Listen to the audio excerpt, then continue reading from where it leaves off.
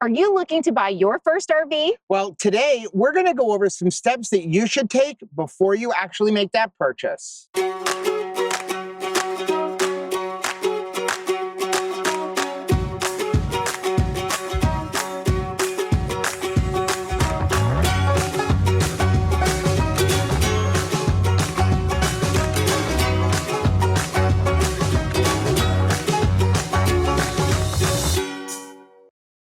Hey, I'm Rachel. And I'm Joe. And we are two crazy campers. And after losing a combined weight of more than 200 pounds, we realized we had so much more energy for activities. Come along with us as we explore the great outdoors. And join us on a brand new adventure. And maybe somebody else is ready for a brand new adventure, Joe. So you may have seen our other video. We are getting rid of Eleanor. But why are we getting rid of Eleanor?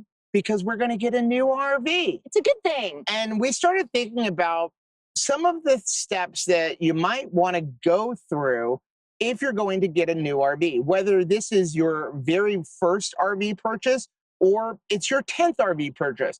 A lot of times we get caught up in the emotions and we see something and we're like, we buy the very, very first thing that we see. And these mistakes that we make when we're buying an RV can really cost us, not just with an RV that we're not satisfied with, but with lots of actual dollar money costs. So today we're going to give you 10 tips for shopping for a brand new RV. So number one, figure out where you're going to park this thing, because I know you are going to go on all sizes of adventures, but when it comes to where you're going to park your RV when you're home, that's going to be a definite position and probably a non-negotiable one if you're going to be parking at your house. Now, if you're going to be parking in a rental space, maybe you're a storage facility, that's going to cost you. And you're going to have to figure out, like, how is that going to work into the monthly budget? Yeah, so people ask us all the time, do you guys want to go to a fifth wheel? For us, I don't really want to go to a fifth wheel for a lot of different reasons. Number one, I don't like having to worry about the height when we're driving down the road. But the biggest reason for us is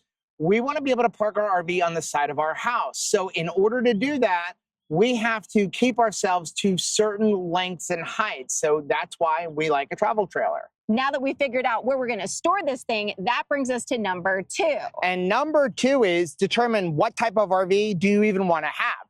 Do you want to have a towable or do you want to have a drivable? So when it comes to the drivable, we're looking at Class A's, which are the big giant motorhomes, Class B's, which are the vans that have been converted into RVs, and Class C's, where you've got a van or a pickup cab, and then they've put this big, RV on the back of it. Those are your three drivables.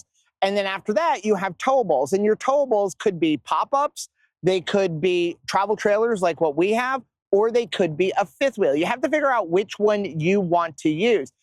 For us, we like having a travel trailer. We like having a towable. I like going to a place and going, I already have a vehicle with us. So we tow our RV with us, we disconnect, and then we use our truck to drive us around. But some people don't want that. Some people would rather not have a truck and tow and have an RV where they can drive it and just tow a car behind them. So number three, if we've decided that we are going to get a towable, we need to look at what can our tow vehicle handle. Whether you already have a tow vehicle or you're going to go buy one, it's really important to look at how much can that tow. And we're not just looking at the fake number that the dealers give us, like this truck can tow 25,000 pounds. There's a lot more to that. We have to look at payload capacity, axle weights, all of that stuff. You need to determine what can your vehicle actually handle. Too many people go out and they buy an RV and then they figure, oh, my truck can tow 15,000 pounds, but it can handle it, but they don't have enough payload. You have to look at that. Don't buy the RV until you can determine what your truck can handle. This way, you don't go buy too much of an RV. If you buy a truck first, at least you know how much RV you can actually handle. Number four is determine a layout. Now, is this going to be a couple camper only? Is this going to be something with room for guests? Do you need room for kids? Maybe you want a couples camper, but you have to bring the kids. So you need to determine your layout. What is going to fit your needs best? When you go and look at RVs, they all look amazing. And we have found that whatever they put in the rear tends to be giant. So when you see a rear kitchen, it's gorgeous, but then a rear living room is beautiful too. What about a rear bunkhouse? It's important for you to explore all the different layouts and then familiarize yourself with the terminology. What is an RL? What is an RK? What is a BH? So we didn't even know what any of the terms meant. We didn't know what an RB is or an RK is. That's going to bring us to number 5. You're going to learn the different terminology by watching YouTube videos. One of the most invaluable things that we found when it came to deciding what kind of RV we wanted was looking at different RV YouTube channels and watching walkthroughs, things like we do on our channel or Matt's RV reviews or Josh the RV Nerd. Find different YouTube videos that walk through because all of them show different things. For example, we may just kind of walk through and show you different areas, and then somebody like Josh the RV Nerd, he's going to show you like what it looks like when it's all closed up. These are all things that are really important, and they're going to help you to determine the different layouts that you might like. Now that we've watched some YouTube videos and gotten an idea of different layouts, we can head to number 6, which is head to an RV show. No, that can be number 7, but number 6 needs to be set a budget. You don't want to go anywhere before you have determined not just how much RV your truck can handle, but how much RV your wallet can handle. So find that layout that you really like and then determine a budget because those things need to line up. Because here's the thing, a lot of these layouts, they're available from a lot of different brands, and each brand just puts a little tweak on it. For example, the Grand Design Imagine 2600 RB. You can find that same exact layout in a Keystone, in an Alliance. We've seen them in Coachman's. They just change things around, but each one of them have a different price point. So you may decide, I really like that RB's layout, but I can't afford $75,000 that I would pay in, for example, something like a Brinkley. So now you can find that layout in a smaller RV. The only other thing that I would say when it comes to budget is buy the most that you can afford. Exactly, because you're not going to want to have to upgrade, add on, or find that you're without something that you find vital to your RVing success. Yeah, because what happens is a lot of times we go, okay, well, I can afford $30,000. And then we walk in and we're like, oh, but this one's only $18,000, so I'm going to go with that. And then a year later or 2 years later, you end up regretting not getting the higher up one. So technology changes. They're always making improvements. Get the one that you can afford rather than trying to cheap out. Now we can head to number 7, which is one of my very favorite things to do, and that is go to an RV show. You're set up for success because you've developed a budget. You know what kind of layout you want. Now you can go and see them in action. You'll be able to walk through the spaces, see if it truly is going to work for you. And you'll be able to talk to different manufacturers and different representatives from the companies that can answer your questions on specific models. Now, one thing about going to an RV show, don't get caught up in the glitz and the glamour and walk in there and buy the very first thing you see. The reason you're going to the RV show is so that you could put hands on the unit. It doesn't mean you need to buy the unit there. Yes, sometimes they will have deals, but sometimes they're trying to unload old models. Like a lot of the regional RV shows, they're trying to unload the 2023s. That's why there's big deals on them. Think about cars. A lot of times at the end of a car year, car dealers try to unload all those cars at deeply discounted prices. And they'll be like, oh, I'm going to take $3,000 off of it because maybe they still have a leftover 2023 and the 2025s are coming out. You may get a great deal, but there's a couple things to remember. It's going to be missing some of the newer technology, but also you're technically buying a 2-year-old vehicle. Even though it hasn't been on the road for 2 years, when it comes to trading it in, if you trade it in another year, someone's going to go, wait a second, the 2026s are out, and you're trying to trade in a 2023. So don't get trapped in that. Go to those RV shows and just put hands on it, and then go home and do some more research. So far, we've determined what type of RV we want to have. We've determined where we're going to put it.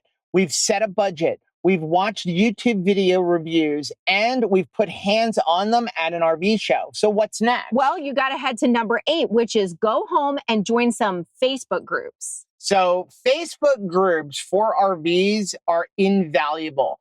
You can go in there and you're going to learn so many things. First of all, you are going to learn about tow police. Be careful with that. Right. But you're going to really learn what kind of issues are people having. You may absolutely fall in love with a grand design and then go into the Facebook group and find out every single person who owns a Grand Design Imagine 26 RB hates it. Right. You can start learning why. It's really important. Now, yes, there are going to be some people in there that are complaining about ticky-tack things. Yeah, absolutely. Just like in any kind of social media space, you're going to have some people that are just complainers by nature, but you're going to be able to quickly and rightly divide the difference between those people who will complain no matter what and people who have legitimate complaints and concerns that you may also hold should you buy this particular RV. Okay, we've come all the way to number 9. We have developed a budget and we've seen a model that we love and we've touched it at an RV show and we've asked questions about it on a Facebook group. And now we're almost ready to buy this thing. But before we do me a personal favor and go rent it. Go rent one of these, at least the layout, as close as you could get to the trailer, rent the trailer. And there's all kinds of businesses that do that. We're going to leave a link for one that we've actually used, which is rvshare.com. We're going to leave that down in the description because you want to sleep a night or two in this layout, in this trailer, and see if it truly actually works for your specific needs. Too many times people actually make the mistake of buying an RV and they've never been in an RV before. You see it over and over and over again. And what ends up happening is they end up making a $20, $30, $40, $100,000 mistake.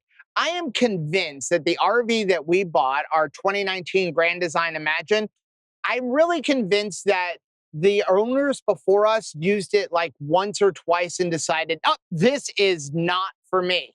They could have easily fixed that situation if they would have rented one first. So now that I've gotten that part out of the way, let's move on to number 10 because we're ready to buy. We know what we want to buy. We've used it. We've determined the layout. We know how much money we want to spend.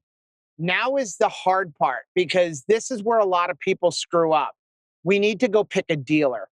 And a lot of times people go onto something like rvtrader.com and they look for the cheapest unit out there. That would be the worst mistake you could make. You want to research dealers because there are good dealers and there are bad dealers. There are dealers that are going to basically tell you anything that you need to hear to get you to buy it. And then there's some other dealers that are going to care about your purchase. They're going to follow up with you later. You know, the thing is there's going to be probably some issues. You're going to have some little things that you may need to bring it back for. And you want to have a dealer that you can have a good reputation with. I actually recently watched a video from Josh the RV Nerd, and he was talking about a good way to determine a dealer is call up a dealer and tell them you want to buy this really, really heavy RV. And if the first question that they ask you isn't, what kind of truck are you towing with? They're probably not a good dealer because they're probably going to want to tell you anything that you need to hear to get you to buy that. But you want to research the dealer. Look up Google reviews. What kind of service department do they have? How many service bays do they have? Are they known for like just coming in and selling you the unit and then never returning a phone call when you have an issue? These are all things that are really important. And the other thing is that price is going to have a lot to do with this. People are going to look for the lowest price, but understand if you have a warranty issue, you're going to have to bring it back to that dealer. This is not like car dealerships where you have a problem with your Ford and you could bring it to any Ford dealership. A lot of these dealers only want to service vehicles or RVs that they sold you. And sometimes, yes, they will do warranty work if you didn't buy it from them. But most of the time, you're going to end up at the bottom of the list. And sometimes that list could be 4 to 6 months long. So that brings us to our bonus. Read the fine print before you sign. A lot of people make the mistake of choosing the RV, they've chosen the dealer, and then they just sign whatever is put in front of them. But there's a lot of legal mumbo jumbo in those contracts. There are things, and you really can't change them, but you need to know that you're agreeing to them. There are things like if you decide that you are going to sue the RV manufacturer, many of these warranties actually state you have to do so in Indiana. There are things that basically you sign away your right to ever sue the RV dealer. You need to know what you're signing. And along with that, make sure you're actually getting what you agreed to and paying what you agreed for.